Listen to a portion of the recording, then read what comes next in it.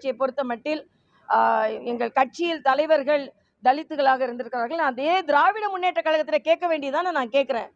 திமுக கிட்ட தலித் ஒருவரை முதலமைச்சராக்க முடியுமா என்று கேட்க வேண்டியதானே அண்ணன் திருமாவளவன். ஏன் நீங்கள் உங்களது மக்களின் உரிமையை விட்டுக் கொடுக்கிறீர்கள்?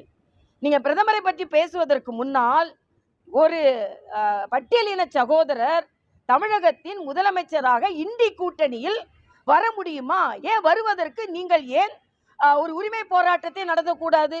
நீங்கள் ஏன் ஒரு கோரிக்கை வைக்கக்கூடாது? இங்கே எதிர்கூட்டணியில யார் முதலமைச்சர் முதலமைச்சர் கேட்டுக்கொண்டு இருக்கிறீர்களே, தைரியமா கேளுங்க.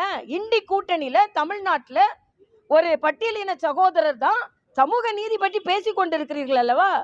ஆக ஒரு பட்டியலின சகோதரர் தமிழகத்தின் முதலமைச்சராக வர வேண்டும் என்று இந்தி கூட்டணியில் கோரிக்கை வையுங்கள். பயம். ஆக மற்ற கூட்டணியை பார்த்து கபலீகரம் பண்றாங்க. அடிமை கூட்டணின்னு சொன்னா திமுக கூட்டணி தான் அடிமை கூட்டணி.